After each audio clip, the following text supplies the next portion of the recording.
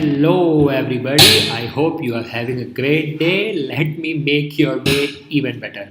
So I am Vivek, I work at QGraph, and as you might be knowing, QGraph provides a platform so that you can engage with your users across channels like Android push notifications, iOS push notifications, web push notifications, Facebook, email, and so on. In particular, in this video, I will be talking about how you can integrate your website with the QGraph's platform so that you can send push notifications to your web push notifications to your users. A note before we begin, this video assumes that your website is an HTTPS website.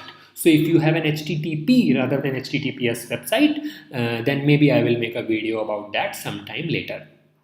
I have an HTTPS website for the demo. It's known as qgwebpushdemo.herokuapp.com. We will be enabling push notifications on this website. Just in case, if you are interested in having the source code of this website, it is available on my GitHub page, which is at github.com/thevivekpandey. Let me show you. Here it is. We go to the repositories. The first one I created a few hours ago. This is where the source code of this web page resides. So let's go ahead and enable web push notifications on this page. In order for you to integrate your website with the QGraph's web push messaging service, the first thing that you need to do is to make an account on QGraph's website. So let's go ahead and do that. We will go to app.qgraph.io and let's make an account. I'll enter my first name and last name. I'll enter some email address, some password, and press submit. It says that I should have got an activation link, so let me check my email. Yep, I have got an activation link. Great. So now I have created my account. Now let me go ahead and log into my account using the email that I just created. It asks me to select, we have a message from QGraph. Let me not worry about this message. So it asks me to select a platform. We are currently interested in web push, so I'll select website. It asks me to enter my website URL. All right, yes, I have a website on which I want to enable web push. So I'll copy paste the URL and provide it here. Then it asks me whether I want to use my QGraph's GCM key or I have my own key. I'm going to use QGraph's key, but you can also use your own key. If you want to use your own key, you will have to go to GCM's or Firebase's developer console and get a key from there. For simplicity, I'll use QGraph's key. So let's select this option and let's see what happens next. All right, it has given me an app ID and it is showing that my SDK is not yet connected. Yeah, I have done nothing, so my SDK cannot be connected. And let's read through the instructions. Blah, blah, blah. The first thing it is asking me is to add following files to my root directory. So these two files, the first file is a service worker file. If you don't know what's a service worker, never mind, you can Google it and study about it. So the first file is a service worker file and the second file is a manifest file. So let's not go into the details of what is the functionality of these two files, but what we know is that we have to add these files to the root directory of our website. And it is also asking us to check that our service worker and manifest files should be available in the root directory. So right now, since I have not done anything, this JavaScript file, this service worker file will not be available. I have not even put it, so how can it be available? So it throws 404 error. Similarly, if I want to access manifest.json, that also gives me 404 because I have not yet put it. And QGraph can also check it for you. QGraph is currently checking. Yeah, QGraph has told that these files are not available at the locations where they are intended to be. So first, let's download these two files and put them in the root directory of the website. So I have already downloaded these two files. Now I'll put them in the root directory of my project.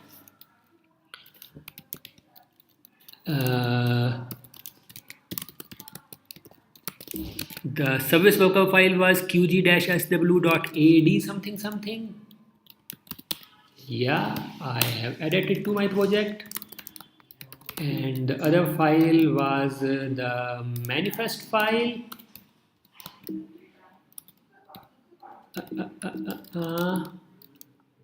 I'll just copy manifest.json. It is the same file as manifest1.json. So here we are. I have copied the two files. By the way, this current directory is the root of my QG web push demo GitHub project, which I have put on the Heroku app. So let me add these two files to my project, and I'll commit the change.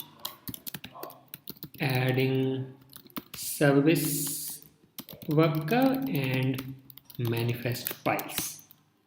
Done.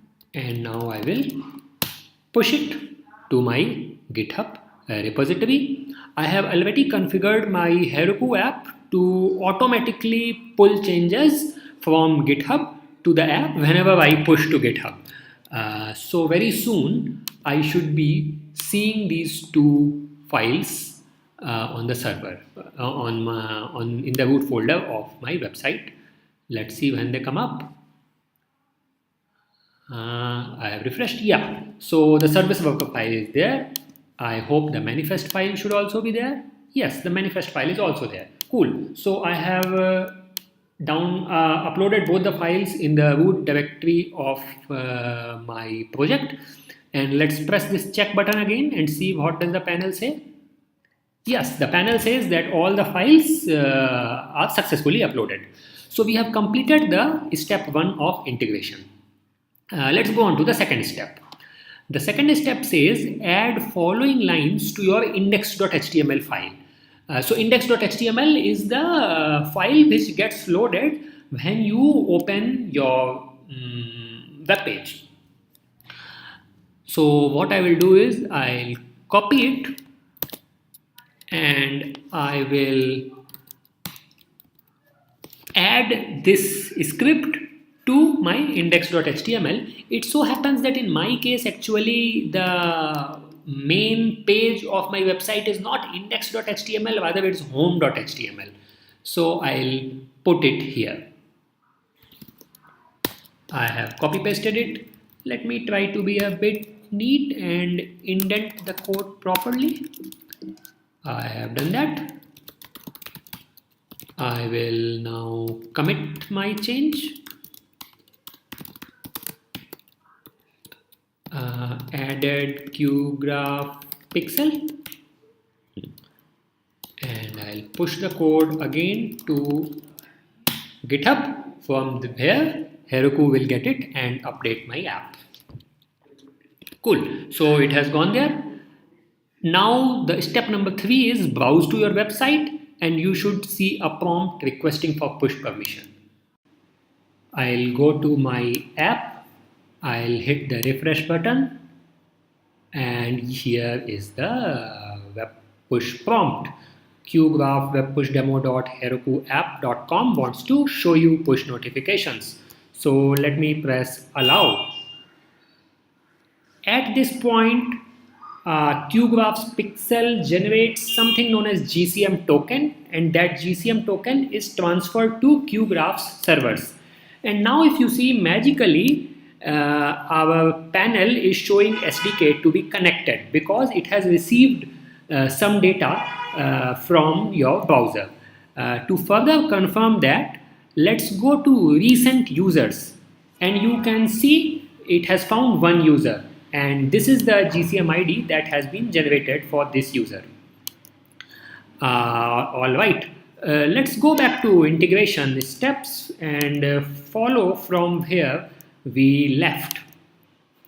So it is saying that, okay, now you can send some test web push. So let's press the send button here and wait for some time. I'm hoping, yeah. So here we have got a test web push. So you can see it has the title, it has the message, it has an icon image here of the squirrel, if you can recognize it. There is a big horse image which doesn't show up in my Mac. If you are using Windows or Linux, then you will be seeing a big image here, which will be the image of a horse. Let's have a little bit of fun with it. Let's change title to Vivek here and press the send button again and wait for some time. Yep, the notification has arrived. So this is how you integrate web push notifications in QGraph's panel. Before we close this video, I want to tell you about what is known as fake prompt and how you can configure fake prompts from QGraph panel. So just now, a few minutes ago, you saw that prompt from the browser which was requesting you to allow QGraph to send web push notifications. That prompt is known as system prompt. And the functionality of that prompt is that if the user blocks the notifications, then you cannot request the user again for the permission. So some users want that the user should be shown a fake prompt, that is an HTML prompt, before he is shown the actual system prompt. And the reason is that if the user declines on the fake prompt, then you can repeatedly show him the fake prompt because it is your web page, your HTML, you can do whatever you want to do. So we will now see how you can configure fake prompt using QGraph's platform. So let's go to next button here. There are some general settings which you can do here. How soon the prompt should be shown after the user arrives on the website. Right now we showed the prompt immediately after the user arrived on the website, and then there is some other detail. Let's not worry about it. We are right now worry about this prompt message, which is the fake prompt. So we will say we want to use the fake prompt, and this is what the fake prompt will look like. We'll soon see in the demo website also. So let's just, for the fun of it, change it a little.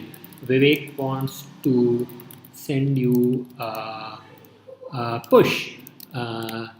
Be updated on latest offerings by QGraph, and you can put an icon URL also. Let me quickly check some image which I can put as icon URL. I like penguins very much.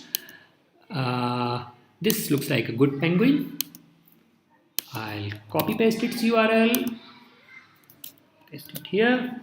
Yep, this is a penguin, and we'll say I like penguin. No penguin. And if you want, you can change the color of this yes button. And let me push the prompt at the center just for the heck of it. Let's not worry about what is change your mind prompt. It is not that often used a feature. Some people want it. Let's save it. Yep, the subscription prompt has been saved successfully.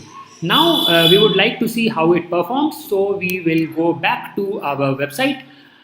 But now if we refresh it, we are not going to get anything. Why? Because this particular user, this Chrome user, has already provided his subscription details. So we are not going to ask him anything. So how do we test?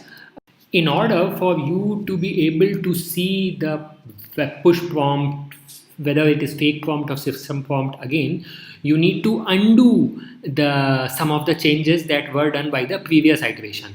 In particular, you need to do two things. Firstly, you need to go here, click on this green lock, and make the notification setting from allow, because you have already allowed the website to send you push, to this use global default ask. That is one thing that you need to do. And secondly, you need to clear cookies and other storage. So you need to go to application, go to cookies, and clear all the cookies, and you need to clear all the storage as well. Well, storage includes cookies also. So as a result of this, QGraph Pixel has forgotten that it has already asked this user for its GCM credentials. So now let's refresh this page again and see what happens. And there it is. This is the fake prompt which we had set. So if I click no here, then nothing will happen. Much later, after a few days, I might again see this fake prompt. Actually, this setting is configurable using our panel. But if I say I like Penguin, that is, I would like to receive web pushes, then a system prompt will be shown to you. And if you allow the browser to send you pushes, then the pushes will be coming to you. So this was the concept of fake prompt. In some future videos, we will talk more about various other things that you can do using QGraph's portal. Thank you so much.